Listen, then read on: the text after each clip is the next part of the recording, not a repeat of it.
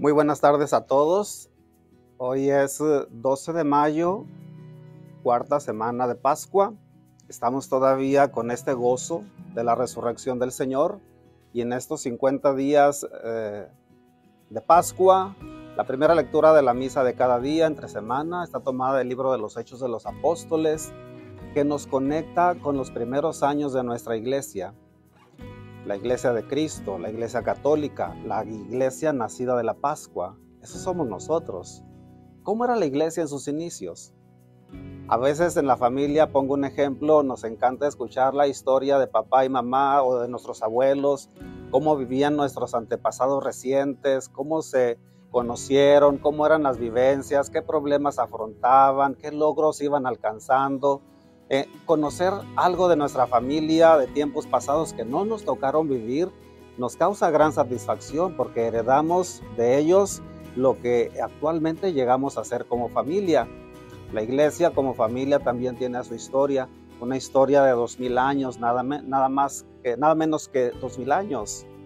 Y el libro de los Hechos tiene ese bellísimo aporte que nos pone en contacto con los primeros apóstoles, los primeros cristianos. En el capítulo 10 de la lectura de la misa de hoy encontramos cómo el apóstol Pedro sale a hacer un recorrido, capítulo 10 y capítulo 11, sale a hacer un recorrido por los pueblos que circundan la ciudad de Jerusalén.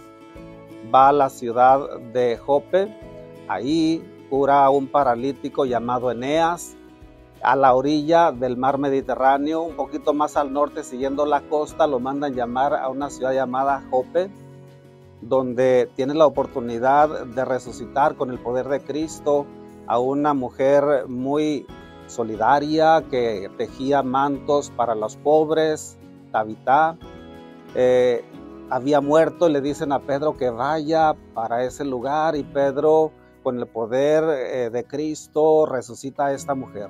Es ahí en donde se encuentra cuando le llegan también unos mensajeros que iban enviados de parte de un soldado romano llamado Cornelio, que estaba con un ejército en un cuartel, una especie de cuartel general en Palestina, ubicado en Cesarea Marítima, que está un poquito más al norte todavía. Va recorriendo la costa.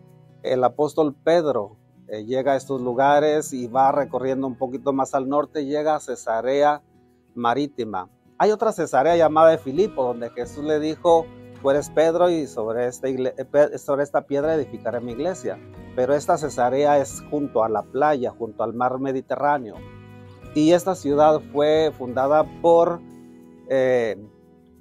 Herodes el Grande. Era un lugar donde habitaban, desembarcaban los romanos, los soldados que venían de Italia, de Roma, y era pues una ciudad extranjera, de extranjeros en tierras palestinas. Y ahí estaba este soldado de alto rango, un centurión llamado Cornelio. Este hombre había tenido un sueño en donde entre sueños vio a un ángel que le dice: hay un hombre allá en la ciudad de Jope, mándalo traer, invítalo a que venga, porque el mensaje que él te va a dar la salvación a ti y a tu familia. Entonces, por su parte, Pedro, estando en Jope, lugar donde había resucitado a Tabita, ahí él también había tenido una visión. Él veía cómo bajaba del cielo como un lienzo, como un mantel, y su contenido era una gran variedad de animales que el judaísmo, la ley de Moisés, prohibía comer, entre ellos. Y entonces se escucha una voz que le dice: mata estos animales y come. Pedro, aferrado todavía a las leyes de Moisés, dice: yo no puedo comer algo que sea impuro. Pero esta voz le dice: no llamas impuro o profano lo que Dios ha purificado. Esto tiene un mensaje. Estos alimentos no los comían los judíos porque ellos se consideraban el pueblo de Dios, exclusivamente pueblo de Dios. Por eso tenían que distinguirse de otras naciones que no eran pueblo de Dios. Ellos pues tenían reservados los alimentos puros que comían, reconocidos por la ley de Moisés. Pero cuando esta regla es finalmente es abolida por esta visión, está dando a conocer que puede comer lo que otros comen, lo que en otras naciones también de lo que se alimentan.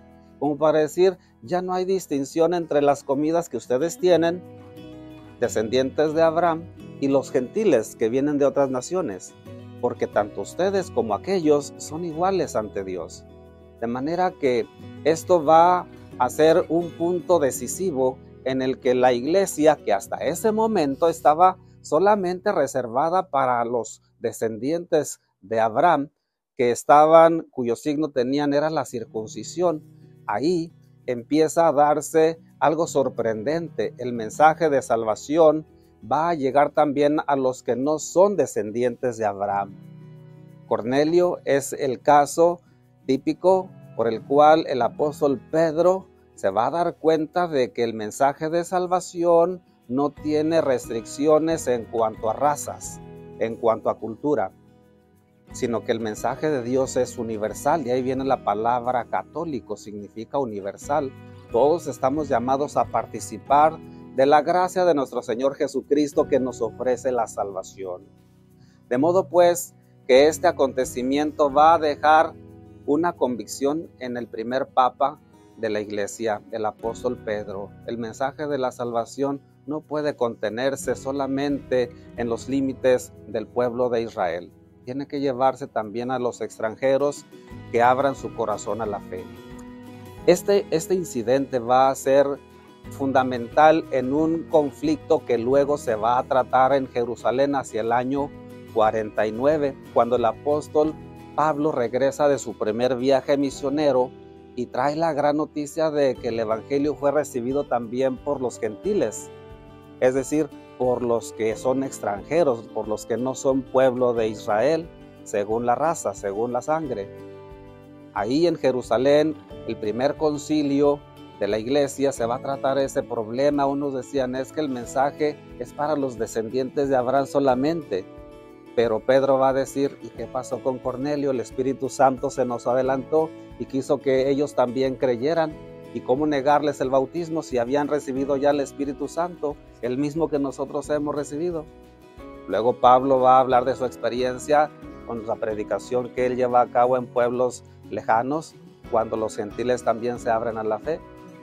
De manera pues que estamos presenciando en estos capítulos 9, 10, 11 de los Hechos de los Apóstoles, cómo Dios va obrando a través de su Espíritu para que todos podamos, ahora lo podemos decir, incluyéndonos nosotros, participar de la gracia, de la vida que en Cristo Dios nuestro Padre nos ha concedido también alcanzar. Esta es nuestra iglesia, esta es nuestra fe, esta es la gracia, esta es la salvación, este es el mensaje poderoso que salva y que a todos nos alegra. Felices Pascuas de Resurrección.